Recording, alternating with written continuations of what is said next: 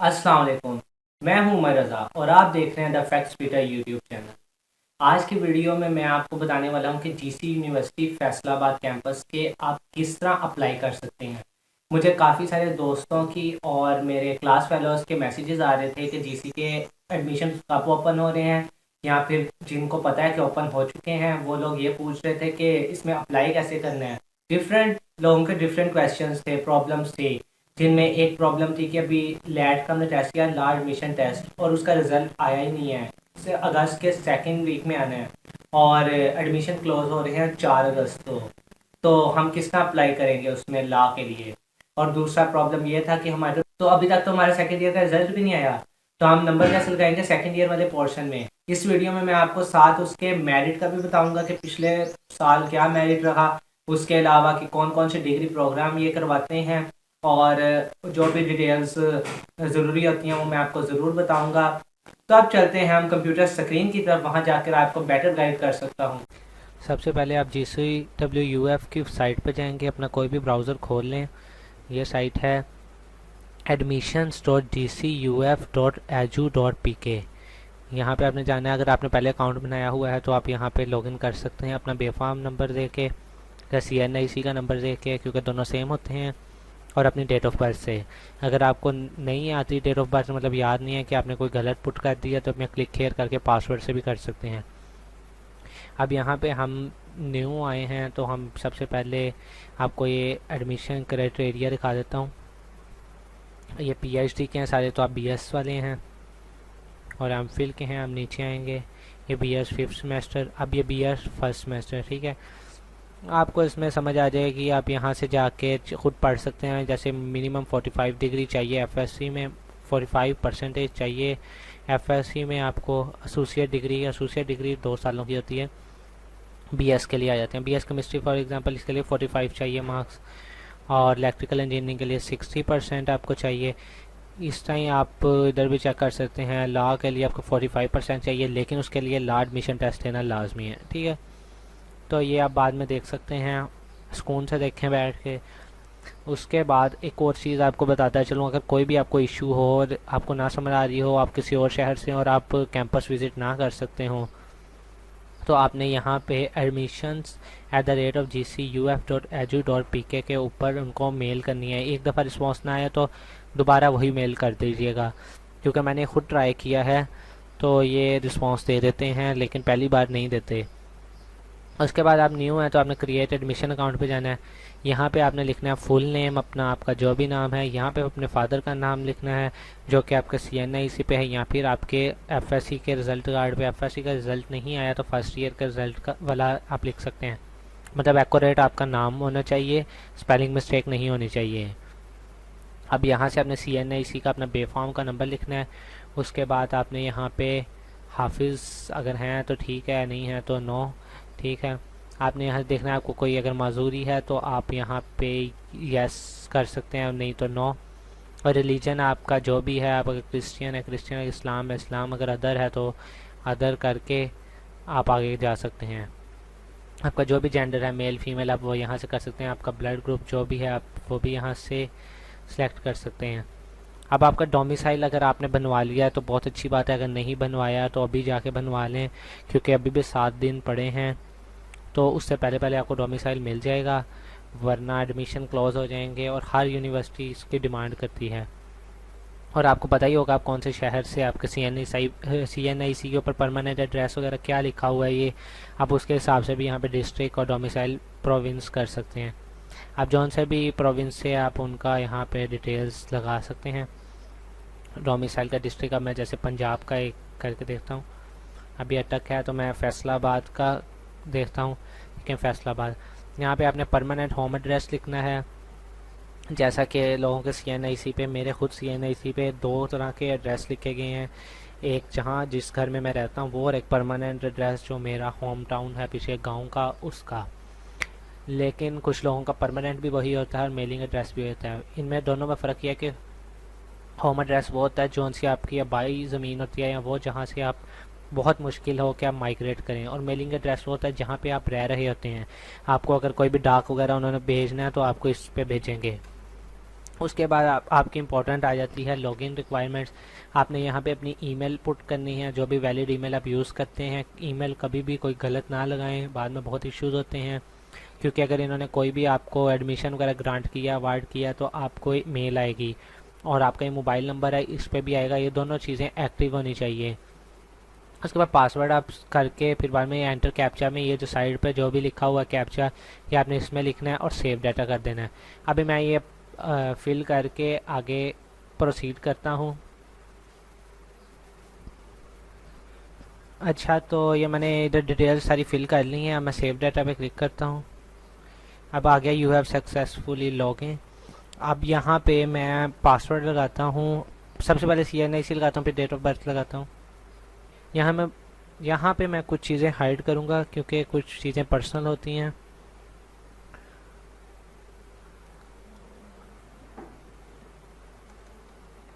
यहाँ पे आपने डेट ऑफ बर्थ और CNIC लगा के लॉगिन कर लेना है। अब ये देखें आपका लॉगिन हो चुका है एडमिशन पोर्टल। अब इससे आगे आपने क्या करना है, सबसे पहले आपने जाना है पर्सनल इन्फॉर्मेशन पे। यहाँ पे आपने सब कुछ देख लेना है। आपका फील्ड है, ये आपका अकाउंट बनाते हुए ही हो गया है। फिर आपने अपलोड फ़ोटोग्राफ पे जाना है। यहाँ पे फ़ोटोग्राफ में ब्लू बैकग्राउंड वाली फ़ोटो लाजमी है, दूसरी कोई भी फ़ोटो ना लगाएं। मतलब फेसबुक के लिए आप अप्लाई नहीं कर रहे बल्कि आप यूनिवर्सिटी के लिए अप्लाई कर रहे हैं, तो आप कोई शरीफों वाली तस्वीर लगाइएगा।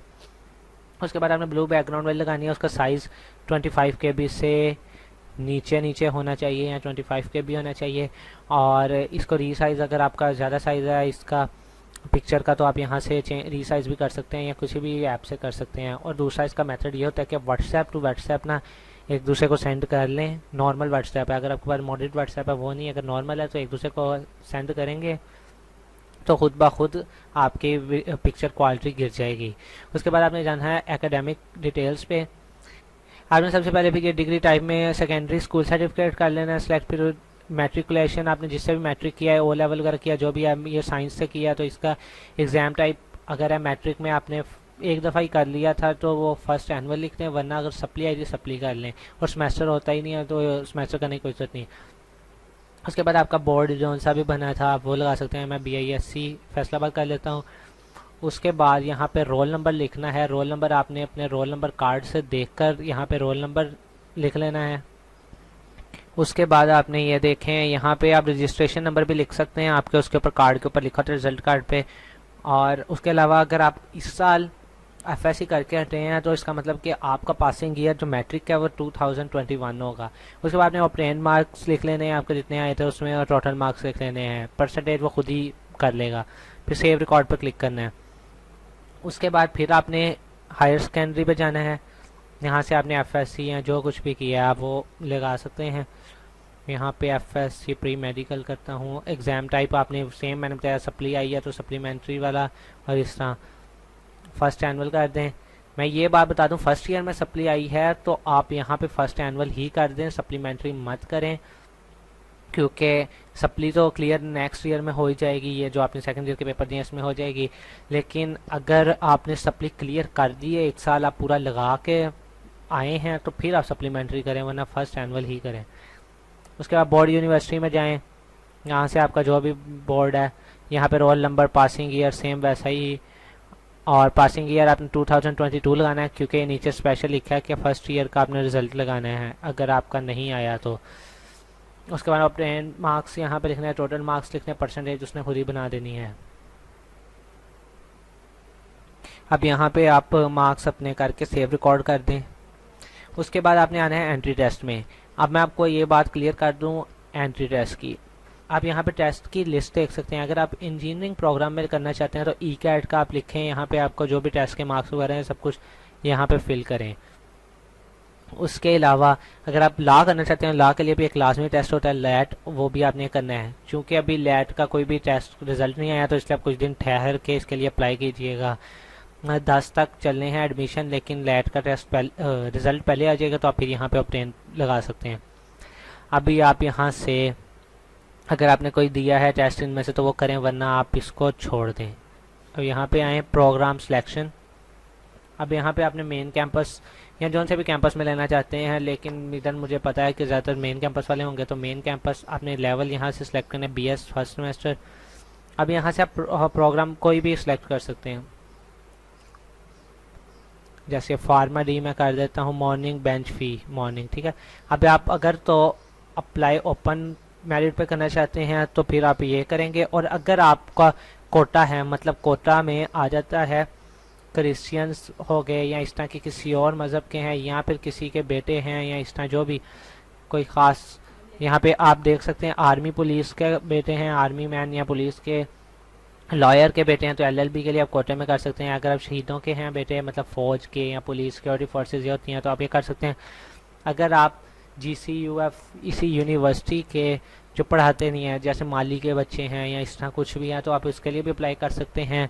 अगर आप टीचर्स के बेटे हैं GCU के, सिर्फ मतलब GC फैसलाबाद की बात कर रहा हूँ, तो आप उसके लिए भी अप्लाई कर सकते हैं। आप अगर और भी एक्टिविटीज़ मतलब स्पोर्ट्स वगैरह आपकी होती हैं, आप वो भी कर सकते हैं। माइनॉरिटीज़ में आ जाएगा, आप किसी और मज़हब से ताल्लुक़ रखते हैं तो आप वो भी कर सकते हैं। ओवरसीज़ पाकिस्तानी में आ जाएगा कि अगर आप पाकिस्तान से बाहर रहते हैं तो आप ये कर सकते हैं अप्लाई। और स्पेशल पर्सन में मतलब आप माजूर हैं तो आप उससे भी कर सकते हैं। और स्पोर्ट्स वाला यहाँ पे भी कोटा आ गया। को करिकुलर एक्टिविटीज़ में मतलब डिबेट्स वगैरह वाला सीन भी आ सकता है। जब श्रीलंकन स्टूडेंट हैं तो तब भी आप कोटा में अप्लाई कर सकते हैं, और ओपन मेरिट में भी साथ ही अप्लाई हो जाएगा। अब आपने अप्लाई ओपन मेरिट करना है और यहाँ से सेव रिकॉर्ड कर देना है। अब अगर आप जितने मर्जी यहाँ से प्रोग्राम सेलेक्ट कर सकते हैं, एक से ज़्यादा भी आप कर सकते हैं यहाँ से। फिर उसके बाद आपने यहाँ पे करना है प्रूफ रीडिंग पे क्लिक। आपने यहाँ से डिटेल अपनी सारी वेरीफाई करनी है। उसके बाद आपने फाइनलाइज एप्लीकेशन पे क्लिक करना है। आपको वहाँ पे 3 ऑप्शन आ जाएंगे कि आप वहाँ से अपनी फ़ीस भी सेव कर सकते हैं, वहाँ से आपको फ़ी वाउचर शो होगा, आपको वहाँ पे एप्लीकेशन शो होगी, और एक रीफाइनलाइज का होगा ऑप्शन, तो आप उसको क्लिक कर सकते हैं और आपको वाउचर दे दिया जाएगा। उसके मुताबिक आप जाके फ़ीस भी पे कर सकते हैं। उसके अलावा आपने कुछ इस तरह करना है कि अगर आप कुछ की फ़ीस नहीं देना चाहते, मतलब आप, तो आप ना दें, इसमें कोई ज़रूरी नहीं है। अगर आप फ़ीस नहीं देंगे तो इसका मतलब ये होगा कि उन्होंने उठा के आपके ये जो एप्लीकेशन है ये रद्दी की टोकरी में फेंक दी, मतलब आपने उसमें नहीं ना आगे जाना, तो आप ना पे करें। और ईच जो कोर्स प्रोग्राम आप सिलेक्ट करेंगे उसकी फ़ीस है 700 रुपीज़। अब जितने सेलेक्ट करते रहेंगे 700 ऐसे प्लस होते रहेंगे, ठीक है। वो एक साथ नहीं होंगे, डिग्री के लहदा शो होंगे। मतलब फार्मा डी किया तो इसका 700 लहदा होगा, या आगे मैं कुछ करूँगा तो उसका 700 लहदा। तो आप जिसका पे करना चाहें उसका पे कर लें। आपकी एप्लीकेशन को फिर वो देखेंगे, वरना वो आपकी एप्लीकेशन नहीं देखेंगे, आपकी खारिज हो जाएगी एप्लीकेशन, ठीक। इसके अलावा अनाउंसमेंट में हम देख लेते हैं कि क्या मसला है। वो कह रहे हैं कि अगर आपको कोई मसला आ जाए एप्लीकेशन में तो आप बाद में रीफाइनलाइज करके अपनी एप्लीकेशन सही भी कर सकते हैं। उसके अलावा यहाँ पे हम देख लेते हैं अवेलेबल प्रोग्राम लिस्ट। ये सेम वही चीज़ है जो मैं आपको पहले दिखा चुका हूँ शुरू में। यहाँ पे अब मेरिट लिस्ट शो नहीं हो रही, पहले यहाँ पे मेरिट लिस्ट शो हो रही थी। अभी आगे जाके देख लेते हैं, क्या पता होने लग पड़े। लेकिन ऐसा कुछ भी नहीं, पुराने साल का मेरिट शो नहीं हो रहा, वरना यहाँ पे मेरिट लिस्ट पहले शो होती है। उम्मीद करता हूँ कि आपको वीडियो पसंद आई होगी और फायदेमंद भी साबित हुई होगी। तो अगर वीडियो पसंद आई है तो लाइक करें, चैनल पे न्यू है तो चैनल को सब्सक्राइब करें। अगर आपके जहन में कोई भी क्वेश्चन है तो कमेंट बॉक्स में भी कर सकते हैं। आप मिलते हैं नेक्स्ट वीडियो में, तब तक के लिए अल्लाह हाफिज। पाकिस्तान जिंदाबाद।